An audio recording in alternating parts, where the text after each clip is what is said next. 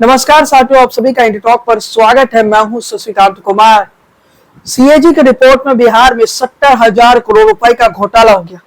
चारा घोटाला से 9 गुना ज्यादा। और ये घोटाला किसके कालखंड के दौरान हुआ? तो ये घोटाला नीतीश कुमार के कालखंड के दौरान हुआ। वो नीतीश कुमार जो अपने आप को सबसे ईमानदार नेता बोलते हैं, वो नीतीश कुमार जो अपनी ईमानदारी की आप कह सकते कस्में खाते हैं, अब वही नीतीश कुमार के राज्य में, वही नीतीश कुमार के नेतृत्व में 70,000 करोड़ रुपए का घोटाला हो गया। बिहार के जीडीपी का यानी बिहार के कुल जीडीपी का 8.5% हिस्सा है। यानी इतने करोड़ रुपए का घोटाला हो जाता है।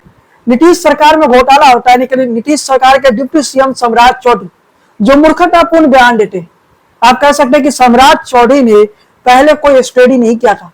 मूर्खतापूर्ण बयान को जरा सोचिए। सम्राट चौधरी 70,000 करोड़ रुपए घोटाले के लिए तेजस्वी यादव को जिम्मेदार बता रहे, जो कि नेता विपक्ष है। और विपक्षी पार्टी आखिर घोटाला कैसे कर सकती है? यूं कहिए कि सम्राट चौधरी एक महामूर्ख व्यक्ति है, इसलिए पीके ने सम्राट चौधरी का डिग्री दिखाया था। 5वीं कक्षा तक ही सम्राट चौधरी पढ़े हैं, 7वीं कक्षा में फेल हो गए थे। चलिए साथियों, हम बात करते हैं उस घोटाले का जो बिहार का सबसे बड़ा घोटाला था। बिहार में 70,000 करोड़ रुपए का महा घोटाला हो गया। एनडीए ने चपट कर दिया। चारा घोटाला से भी बड़ा घोटाला। एक साल में शिक्षा बजट बिहार का जो है 61,000 करोड़ रुपए का। और घोटाला कितना होता है? 70,000 करोड़ का। ऐसी खबरें है कि 71,000 करोड़ रुपए का घोटाला हो सकता है। आखिर 70,000 करोड़ रुपए कहां गया? नीतीश सरकार की कहीं ना कहीं जवाबदेही बनती है। आपको ये बताते चले कि कुछ समय पहले सीएजी की रिपोर्ट पेश की गई। इस रिपोर्ट में कई चौंकाने वाले तथ्य सामने आए।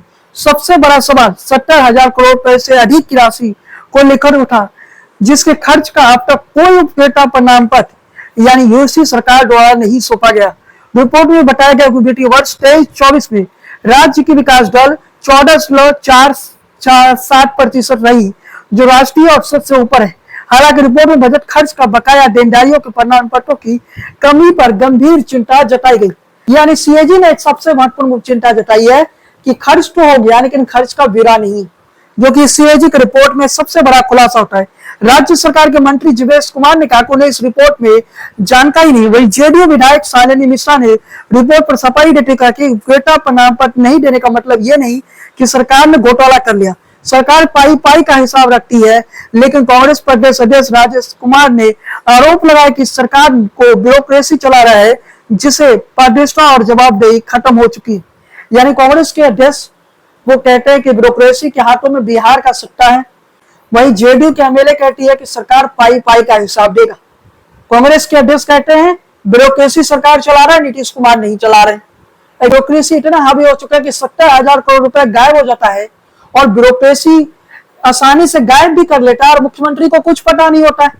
यानी हमारे मुख्यमंत्री नीतीश कुमार इतने निकम्मे हो चुके हैं या नीतीश कुमार इस प्रकार से आप कह सकते हैं कि उनकी मानसिक स्थिति खराब हो चुकी है कि उन्हें कुछ पता नहीं होता है कि बिहार के 70,000 करोड़ रुपए कहां चले गए। ऐसे में नीतीश कुमार को फौरन इस्तीफा दे देनी चाहिए। जब वो बिहार को चला नहीं पा रहे हैं तो नीतीश कुमार को तो एक दिन भी पद पर नहीं रहना चाहिए। नीतीश कुमार को इस्तीफा देना चाहिए। वाकई अगर ब्यूरोक्रेसी हावी हो चुका है तो नीतीश कुमार को फौरन इस्तीफा देना चाहिए, क्योंकि नीतीश कुमार अब उस परिस्थिति में नहीं है कि वो राज्य को संभाल सके। जेडीयू एमएलए शालिनी मिश्रा ने रिपोर्ट पर सफाई देते कहा कि उपभोक्ता प्रमाण पत्र नहीं देने का मतलब यह नहीं कि सरकार ने घोटाला कर दिया। सरकार को पाई पाई का हिसाब रखती है, यानी सरकार हिसाब देगी। ये जेडीयू एमएलए का कहना है, शालिनी मिश्रा का कहना है। लेकिन दूसरी तरफ कांग्रेस के अध्यक्ष राजेश कुमार का आरोप है कि सरकार ब्यूरोक्रेसी चला रहा है, मुख्यमंत्री को कुछ अता पता रहता नहीं है। ये 70,000 करोड़ रुपए कहां गया, इसकी कोई जानकारी नहीं। सीएजी की रिपोर्ट में 3 विभागों में पैसा के घपले की बात सामने आई। तो पंचायती राज विभाग में 28,154 करोड़ रुपए, शिक्षा विभाग में 12,623 करोड़ रुपए, नगर विकास विभाग में 11,065 करोड़ रुपए, ग्रामीण विकास विभाग में 78 करोड़ रुपए, कृषि विभाग में 2,160 करोड़ रुपए। पंचायती विभाग शामिल है, इसमें शिक्षा विभाग शामिल है, नगर विकास भी शामिल है, ग्रामीण विकास भी शामिल है, कृषि विभाग भी शामिल है। यानी चारों विभाग में जो है 70,000 करोड़ रुपए चपट हो गई। सरकार को पता ही नहीं है 70,000 करोड़ रुपए कहाँ खर्च हुआ। अब ये मंत्रालय जो है कहा, किसके पास ये सारे मंत्रालय हैं? तो ये मंत्रालय जो है दोनों ही पार्टियों के पास है। यानी इसकी जवाबदेही जनता दल यूनाइटेड की जितनी बनती है उतना ही भारतीय जनता पार्टी की बनती है। आखिर ये 70,000 करोड़ रुपए गया कहां? ये 70,000 करोड़ रुपए आखिर किसके पास गया? जवाबदेही सरकार की बनती है। और कहीं ना कहीं विपक्षी नेता भी कहीं ना कहीं निशाने साध रही है। ये 70,000 करोड़ रुपए का घोटाला हुआ, बिहार सरकार कह रही है सीएजी की रिपोर्ट सामान्य है। यानी बिहार सरकार की तरफ से जो कहा गया कि सीएजी का रिपोर्ट सामान्य है। बिहार सरकार ने साल 23 और 24 की सीएजी रिपोर्ट में 70,000 करोड़ रुपए के उल्टा परिणाम पर यूसी को लेकर उठ रहे सवाल पर जवाब दिया कि वित्त विभाग इस घोटाले या धांधली को मानने से इनकार कर दिया। कहा कि यह सामान्य प्रक्रिया है। वित्त विभाग किसके पास है? भारतीय जनता पार्टी के पास है। वो कह रही है कि 70,000 करोड़ रुपए का कोई घोटाला हुआ ही नहीं। मतलब वित्त विभाग कह रही है कि 70,000 करोड़ रुपए का कोई घोटाला ही नहीं है, सामान्य प्रक्रिया है सीएजी की रिपोर्ट। और सम्राट चौधरी कहते हैं तेजस्वी यादव ने खबला कर लिया। सम्राट चौधरी के मूर्खतापूर्ण बयान पर हम नहीं जाना चाहते, जो सम्राट चौधरी ने मूर्खों की तरह बयान दिया। आगे हम बढ़ते बिहार सरकार की तरफ से सीएजी की रिपोर्ट में क्या जवाब आया। बिहार सरकार ने सीएजी की रिपोर्ट में 70,000 करोड़ रुपए के उल्टा परिणाम पट को लेकर चल रही आकांक्षाओं को लेकर स्थिति स्पष्ट की।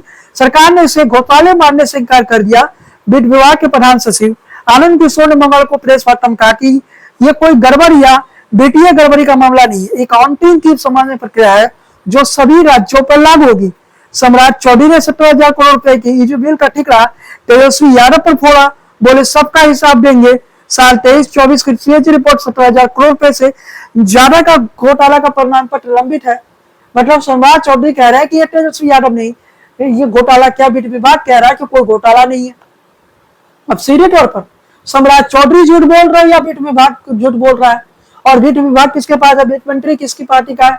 भारतीय जनता पार्टी का है। विजय सिन्हा वित्त मंत्री है।